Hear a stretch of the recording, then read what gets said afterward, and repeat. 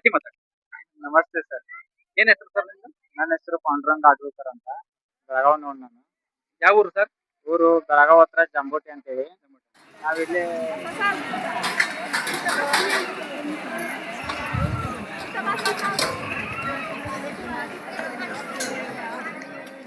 ಆದ್ಮೇಲೆ ನಾನು ಹಾಗೆ ಈಗ ಶಿವ ಮಂದಿರಕ್ಕೆ ನಾನು ಬಂದಿದ್ದೇನೆ. ಆಟೋ ರಿಕ್ಷಕ್ಕೆ ಅಲ್ಲಿಂದ 20 ರೂಪಾಯಿ ಚಾರ್ಜು. ಒಂದೊಂದು ದಿವಸ ಕಲಿಯುವಂತ ಪಾಠ ಇದೆಯಲ್ಲ ನಮಗೆ, ಅದು ಮುಂದೆ ಒಂದು ದಿವಸ ನಮಗೆ ಜೀವನಕ್ಕೆ ಅದೊಂದು ಮಾದರಿ ಆಗುತ್ತೆ. ಇಷ್ಟೇ ನಮಗೆ ನಾವು ಒಂದ್ ದಿವಸ ನಮಗೆ ಇಡೀ ದಿವಸ ಊಟ ಇಲ್ಲದಿದ್ರು ನಮಗೆ ನಡೀತಾ, ನಮಗೆ ಅದೇ ಸಾಕು, ಅದೇ ನಮಗೆ ಹೊಟ್ಟೆ ತುಂಬುತ್ತೆ. ಯಾಕಂತ ಹೇಳಿದ್ರೆ ಯಾರು ಏನು ಅಂತ ಗೊತ್ತಿಲ್ಲ. ಪ್ರತಿ ಒಂದು ವರ್ಷದ ಒಮ್ಮೆ ಇನ್ಸೂರೆನ್ಸ್ ಟ್ಯಾಕ್ಸ್ ಎಲ್ಲ ಕರೆಕ್ಟ್ ಆಗಿ ಕಟ್ಟಿದ್ರು ಸಹ ರೋಡ್ ಮಾತ್ರ ಎಲ್ಲಿ ರಿಪೇರಿ ಆಗಲ್ಲ. ಆಮೇಲೆ ವೆಹಿಕಲ್ ಒಂದು ದಿವಸ ಇನ್ಸೂರೆನ್ಸ್ ಟ್ಯಾಕ್ಸ್ ಕಟ್ಟಿಲ್ಲ ಅಂದ್ರು ಅವರ ಬಾಯಿಗೆ ಬಂದಷ್ಟು ಫೈನ್ ಮಾಡ್ತಾರೆ. नमस्कार, सुप्रभात। मैं वेंकटेश्वर प्रसाद केरला से, मैं कोल्हापुर हूँ। आप सभी को उषा वेंकटेश्वर चैनल स्वागत हूँ। ಆತ್ಮೇಲೆ ಇವತ್ತು ವಿಷಯ ಬಹಳಷ್ಟು ಇದೆ. ಈಗ ದೇವಸ್ಥಾನದ ಕೆಲಸ ಕಾರ್ಯಗಳನ್ನೆಲ್ಲ ಮುಗಿಸ್ಬಿಟ್ಟು ನಾನಿವತ್ತು ಇಲ್ಲಿಂದ ನೇರವಾಗಿ ಒಂದು 25 ಕಿಲೋಮೀಟರ್ ಅಂತರದಲ್ಲಿ ಒಂದು ಶಿವಕ್ಷೇತ್ರ ಇದೆ, ಅಲ್ಲಿಗೆ ನಾವು ಈಗ ಹೋಗೋಣ. ಅಲ್ಲಿ ಹೆಸರು ಬಂದ್ಬಿಟ್ಟು ಕಾಗಲ್ ಅಂತ ಹೇಳಿ. ಏನು ನಾನೀಗ ವಿಡಿಯೋ ಮಾಡ್ತಾ ಇದ್ದೀನಿ, ನನ್ನ ಹಿಂದೆ ಒಂದು ಕಾಣ್ತಾ ಇರುವಂತ ಒಂದು ಸಣ್ಣ ಬಿಲ್ಡಿಂಗ್ ನಾವಿರುವಂತ ಒಂದು ದೇವಸ್ಥಾನ, ಅಯ್ಯಪ್ಪ ಸ್ವಾಮಿ ಟೆಂಪಲ್ ಅದು.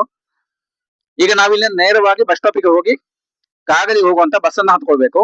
ಕಾಗಲ್ ಹೋಗುವಂತ ಬಸ್ ಹತ್ಕೊಂಡು ನಾವೀಗ ಗೋಕುಲ್ ಅಂತ ಹೇಳುವಂತ ಒಂದು ಜಂಕ್ಷನ್ ನಲ್ಲಿ ನಾವೀಗ ಇಳ್ಕೊಂಡು ಅಲ್ಲಿಂದ ಕಾರೆಮಟ್ಟಿ ಅಂತ ಹೇಳುವಂತ ಒಂದು ಜಾಗಕ್ಕೆ ನಾವೀಗ ಹೋಗೋಣ. ಬಹಳ ದೊಡ್ಡದಾಗಿರುವಂತ ಶಿವಕ್ಷೇತ್ರ ಅಂತ ಹೇಳಿ ಇಲ್ಲಿ ಟೆಂಪಲ್ ಅಲ್ಲಿ ನಮ್ಮೊಟ್ಟಿಗೆ ಇರುವವರು ನಮಗೆ ವಿಷಯವನ್ನ ತಿಳಿಸಿದ್ದಾರೆ. ಹಾಗಾಗಿ ನಾನೀಗ ಅಲ್ಲಿಗೆ ಹೊರಡ್ತಾ ಇದ್ದೀನಿ. ಆದ್ಮೇಲೆ ನಾನಿವತ್ತು ಒಂದು ವಿಷಯದ ಬಗ್ಗೆ ನಾನು ನಿಮಗೆ ಒಂದು ಬಹಳ ಮುಖ್ಯವಾಗಿ ತಿಳಿಸ್ತಾ ಇದ್ದೇನೆ. ಈ ವಿಷಯ ಏನಪ್ಪಾ ಅಂತ ಹೇಳಿದ್ರೆ, ಒಂದು ನೋಡಿ, ಒಂದು ಲವ್ ಅಂತ ಹೇಳುವ ಒಂದು ವಿಚಾರ. ಇದು ಎಲ್ಲ ಒಂದು ಸಾಮಾನ್ಯವಾಗಿ ನಡೀತಾ ಇರ್ತದೆ. ಇದರಲ್ಲಿ 100ರಲ್ಲಿ ಕೆಲವೇ ಪರ್ಸೆಂಟ್ಗಳು ಪಾಸ್ ಆಗಿ ಜೀವನ ಮಾಡುವಂತದ್ದು, ಇನ್ನು 75% ಕೂಡ ಫೈಲ್ಯೂರ್ ಆಗುವಂತದ್ದು. ಒಂದು 3 ವರ್ಷ 4 ವರ್ಷ ಎಲ್ಲ ಜೊತೆಗೆ ಇದ್ದು ಕೈ ಕೊಟ್ಟು ಹೋಗುವಂತದ್ದು, ಅದು ಹುಡುಗ ಆಗಿರ್ಬೋದು ಹುಡುಗಿ ಆಗಿರ್ಬೋದು. ಇಂಥ ಸಮಯದಲ್ಲಿ ಏನ್ ಮಾಡ್ತಾರೆ ಅಂತ ಹೇಳಿದ್ರೆ, ಅನೇಕ ಮಂದಿ ಹುಡುಗರು ಅಥವಾ ಹುಡುಗಿಯರು ಆತ್ಮಹತ್ಯೆ ಮಾಡುವಂತ ಒಂದು ನಿರ್ಧಾರಕ್ಕೆ ಬರ್ತಾರೆ. ನಾನು ಏನ್ ಹೇಳ್ತಾ ಇದ್ದೀನಿ ಅಂತ ಹೇಳಿದ್ರೆ, ದಯವಿಟ್ಟು ನೋಡಿ, ಈ ಆತ್ಮಹತ್ಯೆ ಮಾಡ್ಕೊಳ್ಳೋದು ತುಂಬಾ ದೊಡ್ಡ ಒಂದು ಅಪರಾಧ. ಯಾಕಂತ ಹೇಳಿದ್ರೆ, ಒಬ್ರಿಗೆ ಒಬ್ರು ಬೇಡ ಅಂತಂದಾಗ ಅವರಿಗೆ ನೀವು ಬೇಡ ಅಂತ ಮೇಲೆ, ಅದು ಹುಡುಗ ಆಗಿರ್ಬೋದು ಅಥವಾ ಹುಡುಗಿ ಆಗಿರ್ಬೋದು, ಒಬ್ರಿಗೆ ಒಬ್ರು ಬೇಡ ಅಂತ ಮೇಲೆ ನೀವ್ ಯಾಕೆ ಅವರಿಗೋಸ್ಕರ ಜೀವ ಕೊಡ್ಬೇಕು? ನೀವ್ ಯಾಕೆ ಸಾಯ್ತೀರಿ? ಒಂದು ಲೆಕ್ಕದಲ್ಲಿ ಅವರು ನಿಮ್ಮನ್ನ ಬಿಟ್ಟು ಹೋಗಿದ್ದೇ ಒಳ್ಳೇದಾಯ್ತು ಅಂತೆಲ್ಲ ಅನ್ಕೊಳ್ಳಿ. ಯಾಕಂತ ಹೇಳಿದ್ರೆ, ಈ ಒಂದು ಆ ಬಿಡುಗಡೆಯಿಂದ ನೀವು ಇವತ್ತು ಅವರಿಂದ ನೀವು ಗೆದ್ದಿದ್ದೀರಿ ಅಂತ ಹೇಳಿ ಅನ್ಕೊಳ್ಳಿ. ನೋಡಿ, ಇತ್ತೀಚೆಗಷ್ಟೇ ಮದುವೆ ಒಂದು ಹುಡುಗಿ ಒಳ್ಳೆ ಓದಿದಾಳೆ. ಆಮೇಲೆ ಎಲ್ಲಿ ಏನಂತ ನಾನು ಇದರ ಬಗ್ಗೆ ಪ್ರಸ್ತಾಪ ಮಾಡಲ್ಲ. ಎಲ್ಲ ಎಂಗೇಜ್ಮೆಂಟ್ ಆಯ್ತು, ಮದುವೆಯ ಒಂದು ಕಾಗದ ಫ್ರಂಟ್ ಆಯ್ತು. ಆ ಮದುವೆ ಒಂದು ಹೋದ ತಿಂಗಳಲ್ಲಿ ಅದು ನಡಿಬೇಕಾಗಿತ್ತು. ಆ ಮದುವೆ ಆ ಡೇಟಿಗೆ ಛತ್ರಿ ಕೂಡ ಎಲ್ಲ ಬುಕ್ ಮಾಡಿದ್ರು. ಇನ್ನೇನು 2 ಡೇಸೇ ಇರುದು, ಅಲ್ಲ ಸಾರಿ 5 ಡೇಸೇ ಇರುದು ಮದುವೆಗೆ. 5 ಡೇಸ್ ಇರುವಂತ ಸಂದರ್ಭದಲ್ಲಿ ಆ ಹುಡುಗ ಮತ್ತೊಂದು ಅವರ ಊರಲ್ಲೇ ಅವರ ಒಂದು ರಿಲೇಷನ್ ಅಲ್ಲಿರುವಂತ ಹುಡುಗಿಯನ್ನ ಅವನು ಇಷ್ಟಪಡ್ತಾ ಇದ್ದಾನೆ ಅಂತ ಹೇಳುವಂತ ವಿಚಾರ ಇಲ್ಲಿವರೆಗೆ ಗೊತ್ತಾಗಿ ವಿಚಾರಿಸಿದಾಗ, ಆ ಹುಡುಗನಿಗೆ ಫೋನ್ ಎಲ್ಲ ಮಾಡಿದಾಗ ಆ ಹುಡುಗನ ಒಂದು ಫೋನ್ ಸ್ವಿಚ್ ಆಫ್. ಆ ಹುಡುಗ ಎಲ್ಲಿ ನೋಡಿದ್ರು ಇಲ್ಲ. ಲಾಸ್ಟಿಗೆ ಆ ಮದುವೆ ಈಗ ನಿಂತು ಹೋಗಿದೆ. ನೋಡಿ, ಇಂತ ಒಂದು ವಿಪರ್ಯಾಸ ಅಂತ ಹೇಳಿದ್ರೆ ನೋಡಿ, ಆ ಹುಡುಗಿಗೆ ಎಲ್ಲಾದ್ರೂ ಮದುವೆ ಆಗಿದ್ರೆ ಏನ್ ಮಾಡ್ಬೇಕಾಗಿತ್ತು? ಆ ಹುಡುಗಿಯ ಒಂದು ಸಮಯ ಚೆನ್ನಾಗಿತ್ತು ಅಂತ ಹೇಳ್ಬಹುದು ಈ ಸಂದರ್ಭದಲ್ಲಿ. ಯಾಕಂತ ಹೇಳಿದ್ರೆ ಮದುವೆ ಒಂದು ಆಗಿಲ್ಲ, ಮದ್ವೆ ಆಗ್ತಿದ್ರೆ ಅವರ ಆ ಹುಡುಗಿಯ ಒಂದು ಬಾಳೆ ಒಂದು ಹಾಳಾಗ್ತಾ ಇತ್ತು. ಅದು ಒಂದು ಒಳ್ಳೆಯ ಲೆಕ್ಕ. ಆ ಹುಡುಗಿ ಇವತ್ತಲ್ಲ ನಾಳೆ ಇನ್ನೊಬ್ಬ ಹುಡುಗ ಒಳ್ಳೆ ರೀತಿಯಲ್ಲಿ ಸಿಕ್ಕಿ ಮದುವೆ ಆಗಿ ನಾಳೆ ಒಂದು ಕುಟುಂಬ ಚೆನ್ನಾಗಿರ್ಬಹುದು ಅಲ್ವಾ? ಅದೇ ತರ ಈ ಒಂದು ಪ್ರೀತಿಯ ಒಂದು ವಿಚಾರದಲ್ಲಿ ಎಲ್ರೂ ಅಲ್ಲ, ಕೆಲವರು ಹುಡುಗಿ ಅಥವಾ ಹುಡುಗಿ ಅಥವಾ ಹುಡುಗ ಯಾರೇ ಇರ್ಬೋದು, ಒಂದು ಲವ್ ಫೈಲರ್ ಅಂತ ಆದಾಗ ಏನ್ ಮಾಡ್ತಾರೆ, ಸಡನ್ ಆಗಿ ಹೋಗಿ ಸುಸೈಡ್ ಮಾಡೋಕ್ಕೆ ಒಂದು ನಿರ್ಧಾರ ಮಾಡ್ತಾರೆ. ಈ ಸುಸೈಡ್ ಮಾಡುವಂತಹ ಒಂದು ನಿರ್ಧಾರಕ್ಕೆ ಬರುವ ಬದಲು ನಾನು ಅವರಿಗೆ ಏನೊಂದು ಒಳ್ಳೆ ಮಾಹಿತಿ ಕೊಡ್ತೀನಿ ಅಂತ ಹೇಳಿದ್ರೆ, ದಯವಿಟ್ಟು ಒಂದು ಇದು ಮಾಡ್ಕೊಳ್ಳಿ. ಏನಂತ ಹೇಳಿದ್ರೆ, ಮೊದಲಾಗಿ ಆ ತಲೆಯಲ್ಲಿ ಇರುವಂತಹ ಒಂದು ಟೆನ್ಷನ್ ಅನ್ನ ಹೊರಗೆ ಹೇಗೆ ಹಾಕೋದು ಅಂತ ಹೇಳಿದ್ರೆ, ನೀವು ಬೇಕಾದ್ರೆ 2 ದಿವಸ ಊಟ ನಿದ್ದೆ ಬಿಡಿ. ಚೆನ್ನಾಗಿ ನೀವು ಒಬ್ಬರೇ ಇದ್ದಾಗ ಎಲ್ಲಿ ನಿಮ್ಮ ಒಂದು ಮಲಗುವಂತ ರೂಮ್ ಆಗಿರ್ಬೋದು, ಇಲ್ಲ ಸ್ನಾನ ಮಾಡುವಂತ ಬಚ್ಚಲ ಮನೆ ಆಗಿರ್ಬೋದು, ಒಬ್ರೆ ಚೆನ್ನಾಗಿ ನಿಮಗೆ ಆಗುವಷ್ಟು ನೀವು ಹತ್ತು ಬಿಡಿ. ನೀವು ಹತ್ತು ಬಿಡುವುದರಿಂದ ಆ ಪ್ರಾಯಶ್ಚಿತ ಏನಿದೆ, ನಿಮ್ಮ ಹೃದಯದ ಒಳಗಡೆ ಏನು ಮನಸ್ಸಿನ ಒಳಗೆ ನೋವಿದೆ, ಆ ನೋವು ಎಲ್ಲವೂ ಕೂಡ ನೀವು ಅಡುಗರಿಂದ ಅದು ಹೊರಚೆಮ್ಮುತ್ತೆ. ಈ ಹೊರಚೆಮ್ಮುವುದರಿಂದ ನೀವು ಆಚೆಗೆ ಬರೋದಕ್ಕೆ ಸಾಧ್ಯ ಇದೆ. ಔಷಧಿ ಅಂತ ಹೇಳಿದ್ರೆ ಈ ಅಳುವ ಒಂದು ಇದು ಮಾತ್ರ, ಅಳುವುದೇ ಒಂದು ಔಷಧಿ, ಬೇರೆ ಯಾವ ಔಷಧಿಯೂ ಇದಕ್ಕೆ ಇಲ್ಲ. ನೀವು ಮೊದಲಾಗಿ ನೀವು ತಲೆಯಿಂದ ನೀವು ಆ ಓಡಾಡಿದಂತ ದಿವಸಗಳಾಗಿರ್ಬೋದು, ಜೊತೆಗೆ ಇರುವಂತ ದಿವಸಗಳಾಗಿರ್ಬೋದು, ಅಥವಾ ಜೊತೆಗೆ ನೀವು ಅವ್ರ ಜೊತೆ ಮಾತಾಡಿದ್ದಾಗಿರ್ಬೋದು, ಆಮೇಲೆ ಏನೇ ಇದ್ರು ಕೂಡ ನೀವು ಮೊದಲಾಗಿ ನೀವು ಏನು ಮಾಡ್ಬೇಕು, ಅದನ್ನೆಲ್ಲ ಹೊರಚೆಮ್ಮಬೇಕು. ಹೊರಚೆಮ್ಮಿದ ಮೇಲೆ ನಿಮ್ಮಷ್ಟಕ್ಕೆ ನೀವು ಸರಿಯಾಗಿ 1 ದಿವಸನೋ 2 ದಿವಸನೋ ಇಲ್ಲ 1 ವಾರನೋ, ನಿಮಗೆ ಎಷ್ಟು ದಿವಸ ಆಗುತ್ತೆ ಅಷ್ಟು ದಿವಸ ನೀವು ಯಾರಲ್ಲಿಯೂ ಏನು ನೀವು ಹೇಳ್ಕೊಳ್ಳೋದು ಬೇಡ. ನಿಮ್ಮ ಪಾಡಿಗೆ ನೀವು ಹತ್ತು ಬಿಡಿ. ನಿಮ್ಮ ಪಾಡಿಗೆ ಚೆನ್ನಾಗಿ ಎಷ್ಟಾಗುತ್ತೆ ಅಷ್ಟು ನೀವು ಹತ್ತು ಬಿಡ್ಬೇಕು. ಹತ್ತು ಬಿಟ್ಟಾಗ ಆ ನೋವು ತಾನಾಗಿ ಅದು ಹೊರ ಹೋಗುತ್ತೆ, ಅದು ಮರೆಯುತ್ತೆ. ಆದ್ಮೇಲೆ ಹಾಗೆ ನಾನೀಗ ದೇವಸ್ಥಾನದ ನಡ್ಕೊಂಡು 1.5 ಕಿಲೋಮೀಟರ್ ನಮ್ಮ ಸಾಧಾರಣ ಇರುವಂತ ಜಂಕ್ಷನ್ಗೆ ಬಂದಿದ್ದೇನೆ, ಮೈನ್ ರೋಡಿಗೆ. ಪುಣೆ ಮತ್ತೆ ಕೊಲ್ಲಾಪುರಂ ಹೋಗುವಂತ ಒಂದು ರಸ್ತೆಗೆ ಬಂದಿದ್ದೇನೆ. ನಮಗೆ ಇಲ್ಲಿಂದ ಈಗ ಒಂದು ಬಸ್ ಈಗ ಹೋಗುವಂತ ಬಸ್ಸನ್ನ, ಕಾಗಲಿಗೆ ಹೋಗುವಂತ ಬಸ್ಸನ್ನ ಹತ್ಕೊಂಡು ಹೋಗ್ಬೇಕು. ನೋಡುವ, ಬಸ್ ಸ್ಟ್ಯಾಂಡ್ಗೆ ಹೋಗ್ತಾ ಇದ್ದೀನಿ. ನೋಡುವ ಇಲ್ಲಿ ಕಾಗಲ್ ಬಸ್ ಸ್ಟ್ಯಾಂಡ್ಗೆ ಬರುತ್ತೆ, ಎಷ್ಟೊತ್ತು ನಿಲ್ಬೇಕು ಅಂತ ಹೇಳಿ ನೋಡೋಣ. ನೋಡಿ, ಇದೇ ತರದ ಬಸ್ಸಲ್ಲಿ ನಾವೀಗ ಹೋಗ್ಬೇಕು, ಎಲ್ಲಾ ಬಸ್ ಹೋಗಲ್ಲ. ಹಾಗೆ ನಾನು ಇವತ್ತು ಬೆಳಿಗ್ಗೆ ಬೇಗ ದೇವಸ್ಥಾನಕ್ಕೆಲ್ಲ ಹೋಗಿ ಬಂದು ಇವತ್ತಿನ ನಮಗೆ ತಿಂಡಿ ಗೋಧಿ ಮಾವಿತ್ತು. ಹಾಗೆ ಗೋಧಿ ಮಾವುದ ಒಂದು ದೋಸೆ, ಒಂದು 4-5 ದೋಸೆ ಮಾಡಿ ತಿಂದೆ. ದೋಸೆ ಮಾಡಿ ತಿನ್ಕೊಂಡು ದೇವರ ನೈವೇದ್ಯವನ್ನು ಇಟ್ಟು ಬಂದಿದ್ದೀನಿ. ಮಧ್ಯಾಹ್ನಕ್ಕೆ ಈಗ ಊಟ ದೇವಸ್ಥಾನದಲ್ಲಿ ಇದೆ ಅಂತ ಹೇಳಿ ಹೇಳಿದ್ದಾರೆ, ಗೊತ್ತಿಲ್ಲ ಏನಂತ ಹೇಳಿ. ದೇವಸ್ಥಾನದಲ್ಲಿ ಊಟ ಇದ್ರೆ ದೇವಸ್ಥಾನದಲ್ಲಿ ಊಟ ಮಾಡೋಣ, ಅದಿಲ್ಲ ಇದ್ರೆ ವಾಪಸ್ ನಾವು ರೂಮಿಗೆ 3 ಗಂಟೆಗೆ ಬಂದು ಊಟವನ್ನ ಇಲ್ಲಿ ಮಾಡೋಣ. ಮೊಸರು ಇದೆ ನೋಡಿ. ಇದು ಬಸ್ ಸ್ಟ್ಯಾಂಡ್ಗೆ ಹೋಗುತ್ತೆ ಬಸ್ಗಳೆಲ್ಲ. ಯಾರು ನಮ್ಮ ಚಾನೆಲ್ ಅನ್ನ ನೋಡ್ತಾ ಇದ್ದೀರಿ, ಉಷಾ ವೆಂಕಟೇಶ್ವರ ಚಾನೆಲ್ಗೆ ಸಬ್ಸ್ಕ್ರೈಬ್ ಮಾಡ್ಕೊಳ್ಳಿ. ಉಷಾ ವೆಂಕಟೇಶ್ವರ ಬ್ಲಾಗ್ 32 ಇನ್ಸ್ಟಾಗ್ರಾಮ್ ಇದೆ, ಫಾಲೋ ಮಾಡ್ಕೊಳ್ಳಿ.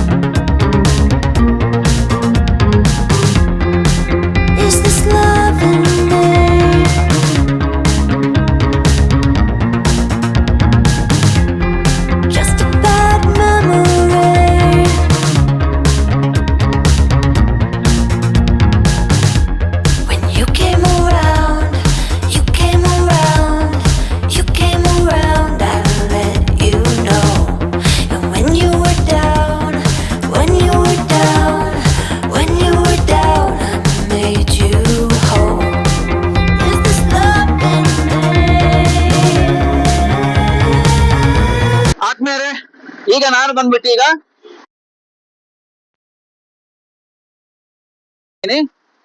ಆ ಬಸ್ ಮುಂದೆ ಕಾಗಲಿಗೆ ಹೋಗುತ್ತೆ. ಈಗ ಇರುವಂತ ಜಾಗ ಬಂದ್ಬಿಟ್ಟು ನಾನು ಗೋಕುಲ್ ಸಿರಿಗಾಂವ್. ಈಗ ನನ್ನ ಒಂದು ಕೆಳಗಡೆ ಏನು ಅಂಡರ್ ಪಾಸ್ ಒಳಗೆ ಹೋಗುವಂತ ಒಂದು ದಾರಿ ಬಂದ್ಬಿಟ್ಟು ಬೆಳಗಾಂ ಮತ್ತೆ ಬೆಂಗಳೂರಿಗೆ ಹೋಗುವಂತ ಬೈಪಾಸ್ 6 ಲೈನ್ ರೋಡ್. ನಾನಿರುವಂತ ಅದರ ಮೇಲೆ ನೋಡ್ಬೋದು. ಈಗ ನಾವು ಇಲ್ಲಿಂದ ಈಗ ಕರೆಮಟ್ಟಿ ಅಂತ ಹೇಳುವ ಜಾಗಕ್ಕೆ ಒಂದು ಆಟೋ ರಿಕ್ಷಾದಲ್ಲಿ ಹೋಗ್ಬೇಕು. ಇಲ್ಲಿಂದ ಒಂದು 6 ಕಿಲೋಮೀಟರ್ ಅಂತರ ಇದೆ ಅಂತ ಹೇಳಿದ್ದಾರೆ. ಇಲ್ಲಿಂದ ಚಾರ್ಜ್ ಒಬ್ಬರಿಗೆ 20 ರೂಪೀಸ್ ಆಗುತ್ತೆ. ನಾವು ಮಾಡ್ಕೊಂಡು ಹೋಗೋದಾದ್ರೆ 100 ರೂಪೀಸ್ ಆಗುತ್ತೆ. ಹಾಗಾದ್ರೆ ನಾವೀಗ ಇಲ್ಲಿಂದ ಸೀದಾ ನಾವೀಗ ಕಾರ್ಯಮಟ್ಟಿ ಅಂತ ಹೇಳುವ ಜಾಗದಲ್ಲಿರುವಂತ ಶಿವ ದೇವಾಲಯಕ್ಕೆ ನಾವೀಗ ಹೋಗುವ. ನೋಡಿ, ನಾನು ಬಂದಿರುವಂತ ದಾರಿ ಬಂದ್ಬಿಟ್ಟು ಅದೇ ದಾರಿಯಲ್ಲಿ ಬಂದಿರುವಂತದ್ದು ಬಸ್ಸಲ್ಲಿ. ನೋಡಿ, ಇದು ಕೆಳಗಡೆ ಬಂದ್ಬಿಟ್ಟು ಬೆಂಗಳೂರು ಬೆಳಗಾಂ NH 69 ರೋಡ್. ಇದೊಂದು ಸರ್ವಿಸ್ ರೋಡ್ ಮೇಲಿಂದ ಹೋಗುವವರಿಗೆ. ನಾವೀಗ ಹೋಗುವಂತದ್ದು ಕರೆಮಟ್ಟಿ ಹೋಗುವಂತ ಜಾಗ ಬಂದ್ಬಿಟ್ಟು ಈ ಜಾಗದಲ್ಲಿ ಹೋಗ್ಬೇಕು, ಆಟೋ ರಿಕ್ಷಾದಲ್ಲಿ. ಇದೀಗ ನಾನು ನಿಮಗೆ ತೋರಿಸ್ತಿರುವಂತ ಜಾಗ ಬಂದ್ಬಿಟ್ಟು ಗೋಕುಲ್ ಸಿರಿಗಾಂವ್ MRC ಅಂತ ಕೂಡ ಹೇಳ್ತಾರೆ ಇಲ್ಲಿಗೆ.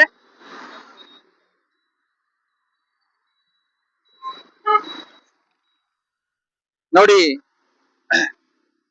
ನಮ್ಮ ಕೈಯಲ್ಲಿರುವಂತ ಬೆರಳುಗಳು ಒಂದೇ ತರ ಇರುವುದಿಲ್ಲ, ಒಂದೇ ತರ ಇಲ್ಲ. ಈ ಒಂದೇ ಬೆರಳುಗಳು ಒಂದೇ ತರ ಆಗ್ತಿದ್ರೆ ಮನುಷ್ಯ ಊಟ ಮಾಡಕ್ ಆಗ್ತಾ ಇರ್ಲಿಲ್ಲ, ಕೆಲಸ ಮಾಡಕ್ ಆಗ್ತಾ ಇರ್ಲಿಲ್ಲ.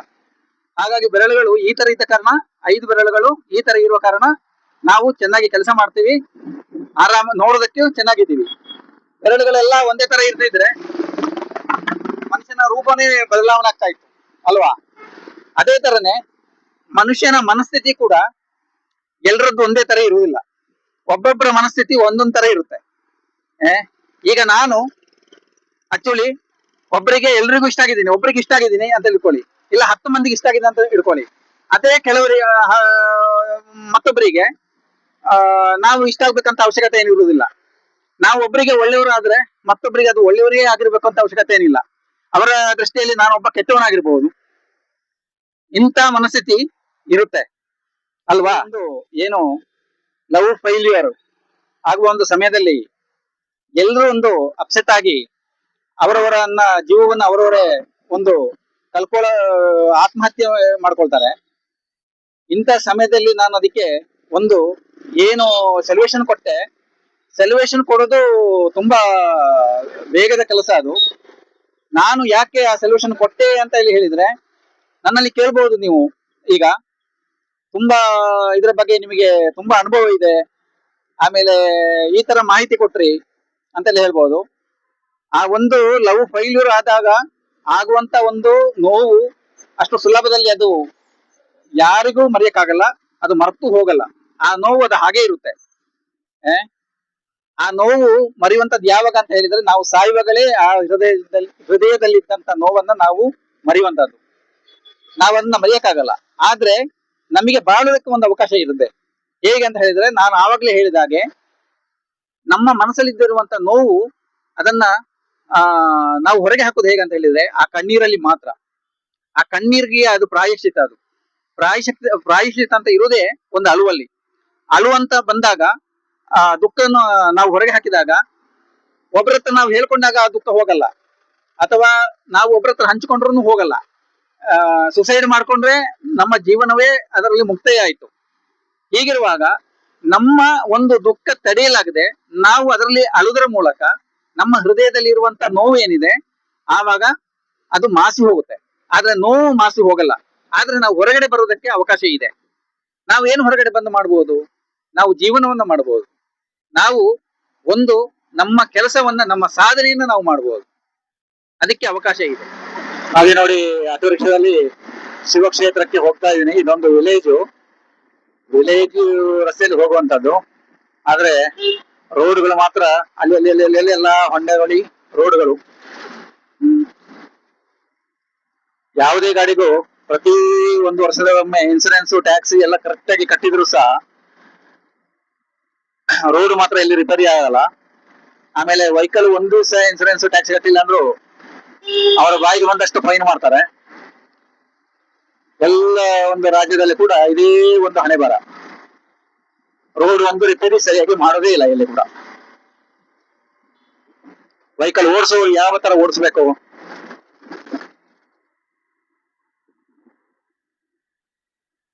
ನೋಡಿ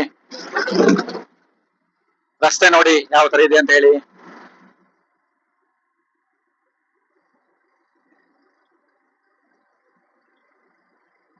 ಇಲ್ಲೆಲ್ಲ ಕೃಷಿ ವ್ಯವಸಾಯ ಜಾಸ್ತಿ ಇಲ್ಲಿ. ಕಬ್ಬಿನ ಒಂದು ಉತ್ಪಾದನೆ ಇಲ್ಲಿ ಬಹಳ ಜೋರಾಗಿ ನಡೀತದೆ ಈ ಊರಲ್ಲಿ.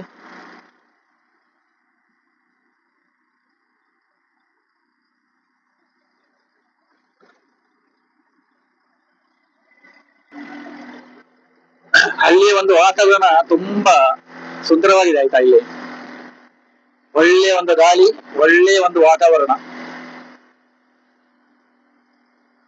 ಬಿಸಿಲು ಸಿಕ್ಕಾಪಟ್ಟೆ ಇದೆ ಇವತ್ತು.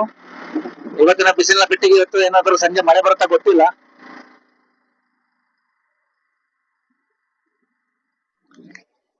ಆದ್ಮೇಲೆ ನಾನು ಹಾಗೆ ಈಗ ಶಿವ ಮಂದಿರಕ್ಕೆ ನಾನು ಬಂದಿದ್ದೇನೆ. ಆಟೋ ರಿಕ್ಷಕ್ಕೆ ಅಲ್ಲಿಂದ 20 ರೂಪಾಯಿ ಚಾರ್ಜು. ನೋಡಿ ಇದೇ ಒಂದು ಜಾಗ. ಒಳಗಡೆ ವಿಡಿಯೋ ಮಾಡೋದಕ್ಕೆ ಬಿಡ್ತಾರೆ ಇಲ್ವೋ ಗೊತ್ತಿಲ್ಲ. ನಾವು ಹೋಗೋಣ. ಅಲ್ಲಿ ಬಹಳಷ್ಟು ಪ್ರವಾಸಿಗರು ಇಲ್ಲಿ ಇದ್ದಾರೆ. ಸ್ವಲ್ಪ ಕೆಳಗೆ ಕೂಡ ಹೋಗ್ಬಿಟ್ಟು ಬರೋಣ ಆಮೇಲೆ.